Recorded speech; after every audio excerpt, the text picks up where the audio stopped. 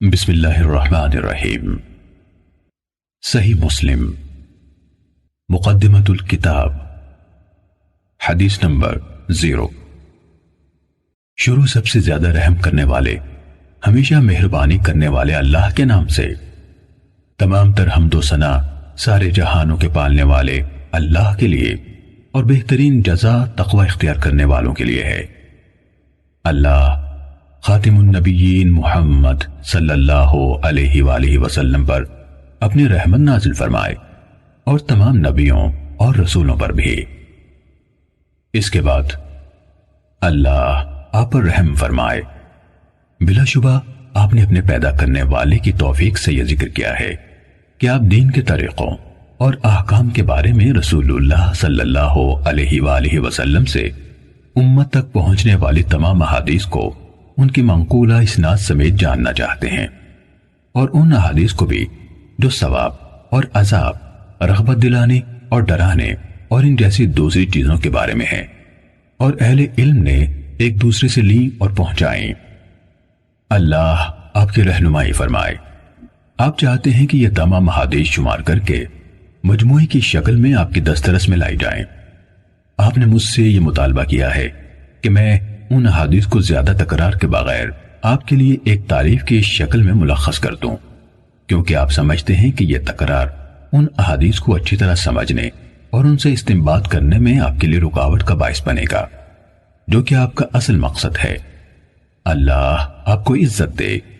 آپ نے جس چیز کا مجھ سے مطالبہ کیا ہے، جب میں نے اس کے اور اس سے حاصل ہونے والے ثمرات کے بارے میں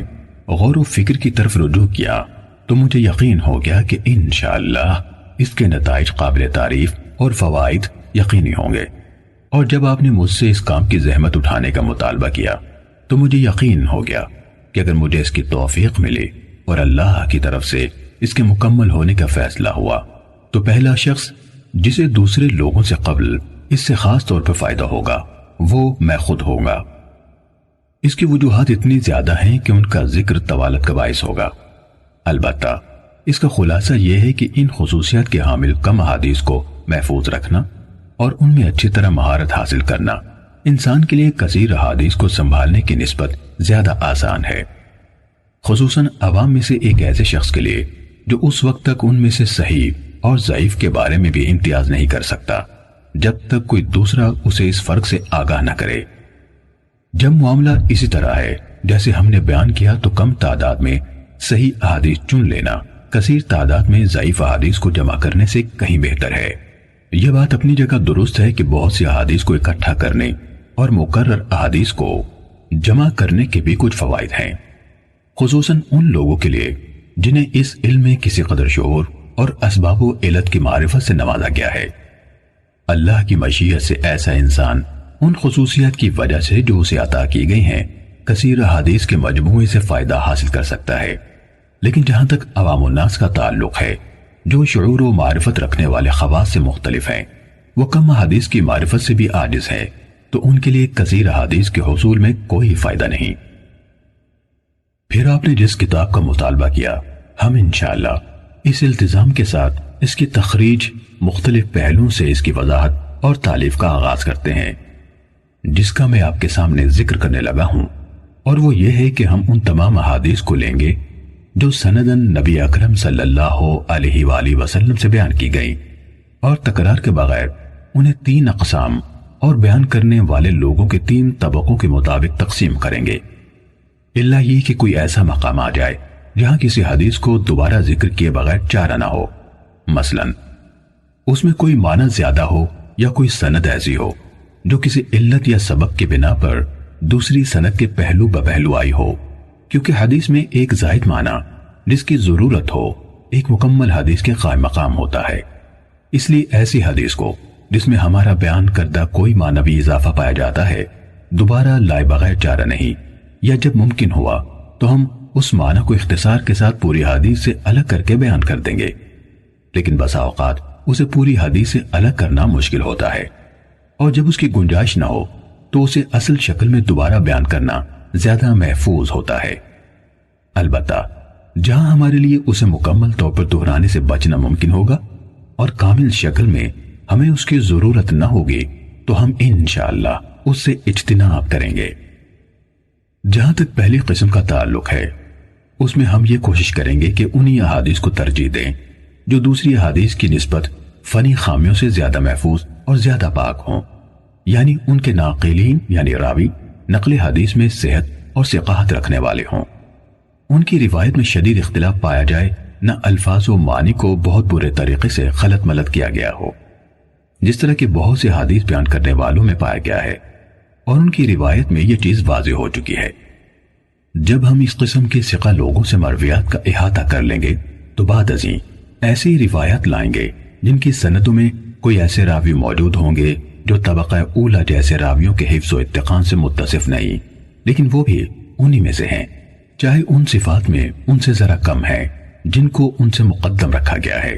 لیکن عفت، صدق اور علم سے شغف رکھنے جیسی صفات ان میں عام ہوں، جس طرح عطا بن صائب، یزید بن ابی زیاد، لیث بن ابی سلیم اور ان کی طرح کے دیگر حاملین آثار اور ناقلین اخبار ہیں۔ یہ حضرات اگرچہ اہل علم کے ہاں علم اور عفت جیسی صفات میں معروف ہیں، لیکن ان کے ہم عصر لوگوں میں سے بعض دیگر حضرات ایسے ہیں جو اتقان اور روایت کی صحت کے معاملے میں اپنے مقام اور مرتبے کے اعتبار سے ان سے افضل ہیں۔ اس کی وجہ یہ ہے کہ اہل علم کے ہاں یہ حفظ و اتقان ایک بہت اونچا مرتبہ اور ایک اعلیٰ ترین صفت ہے۔ آپ دیکھتے نہیں کہ ان تینوں حضرات یعنی عطا، یزید اور لیث جن کا ہم نے ابھی نام لیا، ان کا موازنہ حدیث کے حفظ و اتقان میں منصور بن معتمر، سلیمان اعمش اور اسماعیل بن ابی خالد سے کریں تو انہیں آپ ان حضرات سے خاصے فاصلے پر پائیں گے، یہ ان کے قریب بھی نہیں آ پاتے۔ ماہرین علم حدیث کو اس بارے میں کوئی شک نہیں کہ منصور، اعمش اور اسماعیل کے ہاں حفظ کی صحت اور حدیث بیان کرنے میں مہارت کی جو صفات فراواں اہل علم کو نظر آتی ہیں، ان کے نزدیک وہ عطا، یزید اور لیث کے ہاں اس طرح معروف نہیں۔ اگر آپ دیگر ہمسروں کے درمیان موازنہ کریں تو بھی یہی ماجرا سامنے آتا ہے۔ مثلا آپ ابن عون اور ایوب سختیانی کا موازنہ عوف بن ابی جمیلہ اور اشعث حمرانی سے کریں، یہ دونوں بھی اسی طرح حسن بصری اور ابن سیرین کے شاگرد ہیں جس طرح ابن عون اور ایوب ان کے شاگرد ہیں، لیکن ان دونوں اور ان دونوں کے درمیان کمال فضل اور صحت نقل کے اعتبار سے بہت بڑا فاصلہ پایا جاتا ہے۔ عوف اور اشعث بھی اگرچہ اہل علم کے ہاں صدق و امانت سے ہٹے ہوئے نہیں مانے جاتے، لیکن جہاں تک مرتبے کا تعلق ہے تو اہل علم کے ہاں حقیقت وہی ہے جو ہم نے بیان کی۔ ہم نے نام ذکر کر کے مثال اس لیے دی ہے تاکہ اس شخص کے لیے جو اہل علم کے ہاں حاملین حدیث کے درجے کے طریقے سے ناواقف ہے، یہ مثال ایسا واضح نشان ثابت ہو جس کے ذریعے سے وہ مکمل واقفیت حاصل کر لے اور اونچا درجہ رکھنے والے کو اس کے مرتبے سے گھٹائے اور نہ کم درجے والے کو اس کے مرتبے سے بڑھائے، ہر ایک کو اس کا حق دے اور اس کے مرتبے پر رکھے۔ حضرت عائشہ صدیقہ رضی اللہ تعالیٰ عنہ سے روایت بیان کی گئی، انہوں نے کہا ہمیں رسول اللہ صلی اللہ علیہ وآلہ وسلم نے حکم دیا تھا کہ ہم لوگوں کو ان کے مرتبوں پر رکھیں۔ اس کے ساتھ ہی اللہ کا حکم جو قرآن نے بیان فرمایا، ہر علم والے سے اوپر ایک علم رکھنے والا ہے۔ ہم احادیث رسول صلی اللہ علیہ وآلہ وسلم کو اپنی ذکر کردہ صورتوں کے مطابق تالیف کریں گے۔ جو احادیث ان لوگوں سے مروی ہیں جو تمام ماہرین علم حدیث یا ان میں سے اکثر کے نزدیک متہم ہیں، ہم ان کی روایت سے کوئی سروکار نہ رکھیں گے، جیسے عبداللہ بن مسور، ابو جعفر مدائنی، عمر بن خالد، عبد القدوس شامی، محمد بن سعید مسلوب، غیاث بن ابراہیم، سلیمان بن عمرو نخعی اور ان جیسے دیگر لوگوں کی مرویات سے بھی جن پر وضع احادیث اور روایات سازی کے الزامات ہیں۔ اسی طرح وہ لوگ جن کی مرویات کی غالب تعداد منکر اور غلط احادیث پر مشتمل ہے، ہم ان کی احادیث سے بھی احتراز کریں گے۔ کسی حدیث بیان کرنے والے کی منکر روایت کی نشانی یہ ہے کہ جب اس کی روایت کردہ حدیث کا دوسرے اصحاب حفظ اور مقبول محدثین کی روایت سے موازنہ کیا جائے تو وہ ان کی روایت کے مخالف ہو یا ان کے ساتھ موافق نہ ہو پائے۔ جب کسی کی اکثر مرویات اس طرح کی ہوں تو وہ متروک الحدیث ہوتا ہے، اس کی روایت غیر مقبول ہوتی ہیں، یعنی اجتہاد و استنباط کے لیے استعمال نہیں ہوتی۔ اس قسم کے راویان حدیث میں عبداللہ بن محرر، یحییٰ بن ابی انیسہ، جراح بن منہال ابو عطوف، عباد بن کثیر، حسین بن عبداللہ بن زبیرہ، عمر بن صہبان اور اس طرح کے دیگر منکر روایت بیان کرنے والے لوگ شامل ہیں۔ ہم ان کی روایت کا رخ نہیں کرتے، نہ ان روایات سے کوئی سروکار ہی رکھتے ہیں، کیونکہ حدیث میں متفرد راوی کی روایت قبول کرنے کے متعلق اہل علم کا معروف مذہب اور ان کا فیصلہ یہ ہے کہ اگر وہ راوی عام طور پر اہل علم و حفظ ثقات کی موافقت کرتا ہے اور اس نے گہرائی میں جا کر ان کی موافقت کی ہے، تو ایسی صورت میں اگر وہ متفرد کوئی ایسا اضافہ بیان کرتا ہے جو اس کے دوسرے ہم مکتبوں کے ہاں نہیں ہے، تو اس کا یہ اضافہ محدثین کے ہاں قبول کیا جائے گا۔ لیکن جس حدیث بیان کرنے والے کو آپ دیکھیں کہ وہ امام زہری جیسے جلیل القدر محدث سے روایت بیان کرتا ہے، جن کے کثیر تعداد میں ایسے شاگرد ہیں جو حفاظ حدیث ہیں، ان کی اور دوسرے محدثین کی روایت کے ماہر ہیں،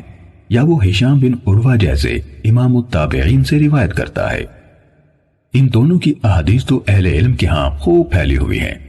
وہ سب ان کی روایت میں ایک دوسرے کے ساتھ اشتراک رکھتے ہیں، اور ان دونوں کی اکثر احادیث میں ان کے شاگرد ایک دوسرے سے متفق ہیں، اور یہ شخص ان دونوں یا ان میں سے کسی ایک سے متعدد ایسی حدیث روایت کرے جن میں ان کے شاگردوں میں سے اس کے ساتھ کوئی اور شریک نہیں، تو اس جیسے لوگوں سے اس قسم کی کوئی حدیث قبول کرنا جائز نہیں۔ اللہ ہی زیادہ جاننے والا ہے۔ ہم نے حدیث اور اصحاب حدیث یعنی محدثین کے طریقہ کار کا کچھ حصہ ہر اس شخص کی توجہ کے لیے جو ان کے راستے پر چلنا چاہتا ہے اور جسے اس کی توفیق نصیب ہوتی ہے تفصیل سے بیان کر دیا ہے۔ انشاءاللہ ہم اس طریقہ کار کی مزید شرح اور وضاحت کتاب کے ان مقامات پر کریں گے جہاں معلول حدیث یعنی جن میں کوئی خفیہ علت پائی جاتی ہے کا ذکر ہوگا، یعنی جب ہم وہاں پہنچیں گے جہاں اس موضوع کی شرح اور وضاحت کا مناسب موقع ہوگا انشاءاللہ تعالی۔ اس وضاحت کے بعد اللہ آپ پر رحم فرمائے۔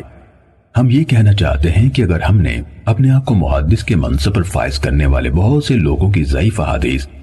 اور منکر روایات کے بیان کو ترک کرنے جیسے معاملات میں جن کا التزام ان کے لیے لازم تھا غلط کاروائیاں نہ دیکھی ہوتی، اور اگر انہوں نے صحیح روایات کے بیان پر اکتفا کو ترک نہ کیا ہوتا جنہیں ان ثقہ راویوں نے بیان کیا جو صدق و امانت میں معروف ہے، وہ بھی ان کے اس اعتراف کے بعد کہ جو کچھ وہ سیدھے سادے کم عقل لوگوں کے سامنے بے پرواہی سے بیان کیے جا رہے ہیں اس کا اکثر حصہ غیر مقبول ہے، ان لوگوں سے نقل کیا گیا ہے جن سے لینے پر اہل علم راضی نہیں اور جن سے روایت کرنے کو بڑے بڑے ائمہ حدیث مثلا مالک بن انس، شعبہ بن حجاج، سفیان بن عیینہ، یحییٰ بن سعید قطان، عبد الرحمن بن مہدی وغیرہم قابل مذمت سمجھتے ہیں۔ اگر ہم نے یہ سب نہ دیکھا ہوتا تو آپ نے صحیح و ضعیف میں امتیاز اور صرف صحیح کے حصول کے حوالے سے جو مطالبہ کیا ہے اسے قبول کرنا آسان نہ ہوتا، لیکن جس طرح ہم نے آپ کو قوم کی طرف سے کمزور اور مجہول سندوں سے بیان کی گئی منکر حدیثوں کو بیان کرنے اور انہیں ایسے عوام میں جو ان حدیث کے عیوب سے ناواقف ہیں پھیلانے کے بارے میں بتایا، تو صرف اسی بنا پر ہمارے دل کے لیے آپ کے مطالبے کو تسلیم کرنا آسان ہوا۔